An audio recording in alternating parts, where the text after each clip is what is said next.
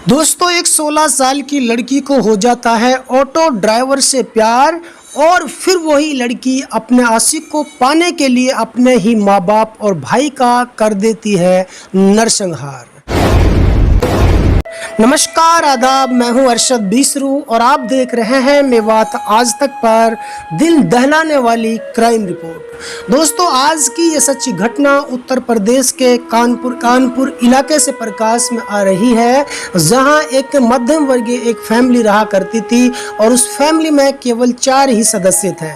दोस्तों होता कुछ इस प्रकार से है कि जो उस परिवार का मुख्य सदस्य होता है उसके सिर्फ एक बेटा होता है और उनके भाई पर जुड़वा 2 बेटियां होती हैं, तो वो एक बेटी को ले लेता है गोद। वो कहता है कि भाई मेरे पास बेटी नहीं है, आप इनमें से एक बेटी मुझे दे दो, मेरा भी इसके साथ गुजारा हो जाएगा। तो वो उस बच्ची को अच्छी तरह से पढ़ा लिखाता है और जो वो लड़की हो जाती है लगभग 15-16 साल की, तो उस लड़की पर इतना प्यार था उस माँ बाप का कि उस लड़की के लिए उन्होंने ई रिक्शा जो होता वो लगा रखा था, घर से स्कूल और स्कूल से घर लाने ले जाने के लिए। तो दोस्तों उस लड़की को रिक्शा चालक से ही प्यार हो जाता है और उस रिक्शा चालक के बारे में माँ बाप को भी भनक लग जाती है। वो उस लड़की को समझाते हैं मगर वो नहीं मानती है, उनका जो प्यार था और परवान चढ़ता जाता है। लेकिन अचानक से ये होता है कि जो रिक्शा चालक था उनका किसी नौकरी में नंबर आ जाता है और वो अपना रिक्शा छोड़ करके ड्यूटी ज्वाइन कर लेता है किसी दूसरे शहर में। फिर उनका जो छोटा भाई था वो रिक्शा लेकर के आया जाया करता था। फिर वही लड़की उसी लड़के के जो पहला वाला आशिक था उसके छोटे भाई से बातचीत करने लग जाती है और उसी से फिर उसको प्यार हो जाता है और फिर उनका भी प्यार ऐसे ही परवान चढ़ता है जैसे पहले की तरह। लेकिन दोस्तों अचानक ये होता है कि माँ बाप को जब पूरे तरीके से इनके बारे में पता लग जाता है कि कॉलेज स्कूल नहीं जाती है बल्कि ये ऐसे ही पार्क वगैरह में, सिटी वगैरह में, हॉल वगैरह में घूमती है, तो उन्होंने बहुत कुछ समझाने की कोशिश की माँ बाप ने उस लड़की को कि एक भी बात अच्छी नहीं लग रही थी और बल्कि उनको बुरी लग रही थी क्योंकि उनके सर पर प्यार का भूत सवार था।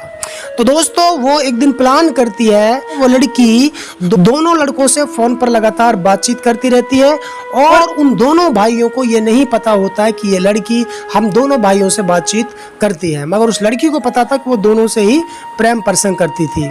तो दोस्तों उस लड़की ने दोनों से अलग अलग करके बोला, यदि आपको मेरी ज़रूरत है, मेरे पिताजी के पास करोड़ों रुपए की संपत्ति है, आप किसी तरीके से मेरे माता पिता को मार दीजिए, मरवा दीजिए, ताकि सब कुछ मैं आपके लिए दे सकती हूँ और मैं आपसे शादी कर लूँगी। आपके और मेरे बीच में शादी हो जाएगी, एक रिश्ता बन जाएगा। तो दोस्तों वो क्या करते हैं, वो लड़का एक जहर ला करके देता है उस लड़की के लिए और वो लड़की शाम को अपने ही घर के अंदर, दोस्तों वो लड़की पहले खाना वाना बनाती है, खाना वाना बनाने के बाद में परिवार खाना खा लेता है। फिर उसके करीब 2 घंटे बाद वो लड़की जूस बना कर लाती है। फिर वही लड़की जूस बनाकर जब लाती है तो उस जूस में जहर मिला देती है। दोस्तों पहले वो माँ को जूस पिलाती है, फिर पिताजी को जूस पिलाती है, माँ बाप जूस पी लेते हैं और पीते पीते उनको नींद आ जाती है और वो उस सौतेले भाई के लिए जूस लेकर जाती है कि भैया मैंने आपके लिए जूस बना, आप जूस पी लीजिए। तो भाई भी जूस का गिलास लेकर उसको पीना शुरू कर देता है, लेकिन एक घूंट ही उस भाई ने पी थी, उसके बाद में वो गिलास वापस रखता। वो कहता है कि पता नहीं ये तो आज मुझे कड़वा लग रहा है। इतना कहने की बात थी, वो कुछ और कहता उससे पहले उस लड़के की तबीयत बिगड़ जाती है, उसको उल्टी आ जाती है और वो भाग करके कमरे के अंदर जाता है और अंदर से कुंडी लगा करके, कुली वगैरह करके वो बेड पर लेट जाता है। लेटने के बाद में दोस्तों उस लड़के को गहरी नींद आ जाती है, क्योंकि जहर तो उसके अंदर गया नहीं था लेकिन थोड़ा बहुत जो नशा हुआ था उससे उसे नींद आ जाती है और वो गहरी नींद में सो जाता है। लेकिन उसके जो माँ बाप हैं वो बेहोश हो चुके हैं। उसके बाद वो लड़की भाई के दरवाजे को बजाती है, बार बार कहते हैं कि भैया भैया खोलो दरवाज़ा, लेकिन भैया बोलता ही नहीं है क्योंकि भैया गहरी नींद में सोया हुआ था। वो लड़की सोचती है कि भैया भी शायद मर गया है, उसको पता था कि जहर दिया है। उसी ऑटो ड्राइवर को, अपने आशिक को फ़ोन करती है और कहती है कि अब आप आ जाइए, मम्मी पापा मर चुके हैं और भैया भी शायद अपने ही कमरे के अंदर मर चुका है। मैं बार बार उसको जगा रही हूँ, बोल रही हूँ, लेकिन वो कोई अंदर से आवाज़ नहीं है। उसने कुंडी लगा रखी, वो शायद मर गया है। अब आप आ जाइए, आराम से हम दोनों अपने ऐशो आराम करेंगे। तो वो लड़का तुरंत वहाँ आ जाता है रात के समय करीब 12 बजे, और फिर उस लड़की के साथ वो लड़का करता है घिनौना काम। वो लड़की पूरे तरीके से उस लड़के के साथ में जो भी एक गंदा काम होता है वो करती है, पूरे तरीके से रंगरलियां मनाती है। इधर माँ बाप की और भाई की लाश पड़ी होती है, जो वो पूरे तरीके से मौज मस्ती करके फारिग हो जाते हैं। अपनी माँ के पास आती है, वो माँ से कुछ बोलती है, जो माँ बिल्कुल नहीं बोल पाती है, पिताजी भी नहीं बोल पाते हैं। लड़की अपने आशिक से कहती है कि चलिए इनको चेक कर लेते हैं, मरे हैं या अभी जिंदा हैं। तो वो देखते हैं तो उनकी सांसें चल रही थी, वैसे वो दोनों बेहोश थे, माता पिता। तो दोस्तों वो लड़की माँ बाप का गला दबाती है, मगर गला दबाने के बाद भी उनकी जो सांसें, जो नब्ज थी वो चल रही थी, यानी वो भी मरे नहीं थे, लेकिन पूरे तरीके से गहरी नींद में सोए हुए थे। तो दोस्तों फिर वो लड़की अपने आशिक से कहती है कि आप जाइए और रसोई के अंदर एक खंजर रखा है, यानी एक चाकू रखा है, उसको लेकर के आइए, ये ऐसे नहीं मरेंगे, इनकी सांसें चल रही हैं। तो वो लड़का खंजर लेकर के आता है। फिर वो लड़की बारी बारी से पहले माँ के सर में खंजर घोंपती है, फिर अपने बाप के सर में वो खंजर घोंपती है, और उसके बाद में कई बार माँ बाप पर करती है, जिससे वो पूरे तरीके से मर जाते हैं, खून से लहूलुहान हो जाते हैं। उसके बाद में वही लड़की उस खंजर को लेकर फिर से जाते हैं एक बार उस कमरे के सामने, और दरवाज़ा खटखटाते, लेकिन वो भाई कुछ भी अंदर से नहीं बोल पाता है, वो गहरी नींद में सोया हुआ था। पिता का मोबाइल लेकर अपने चाचा जी के मोबाइल पर एक मैसेज कर देती है कि मैंने फला फला हूँ और मैंने आत्महत्या कर ली है, मैंने खुदकुशी की है, और मेरे साथ साथ मेरी पत्नी ने भी खुदकुशी कर ली है। लेकिन दोस्तों किसी ने कहा है कि चाहे चोर और डाकू कितना भी शातिर क्यों ना हो, कितने भी शातिर तरीके से मर्डर कर दिया हो, लेकिन मर्डर कभी छुपता नहीं है। दोस्तों वो आशिक भी वहाँ से चला जाता है, वो लड़की मैसेज कर देती है और फिर जोर जोर से रोने लगती है, यानी आस पड़ोस के लोगों को वो बुला लेती है, चीख चिल्लाती है, तो लोग वहाँ भाग करके आते हैं। उसके बाद में वो लगातार उस दरवाजे के बाहर बैठ जाती है और उस लड़के को चीख पुकार करते, भैया दरवाज़ा खोलो, भैया दरवाज़ा खोलो, देखो मम्मी पापा को किसी ने मर्डर कर दिया है, किसी ने मम्मी पापा को मार दिया है। तो तब अचानक से उस लड़के की शोर सुनकर आंखें खुलती हैं, वो झकपकाई सी नींद में वहां से खड़ा होता है, दरवाजा खोलता है, देखता है कि दरवाजे के बाहर बहन चिल्ला चिल्ला कर रो रही है, आस पड़ोस के लोग इकट्ठा हैं।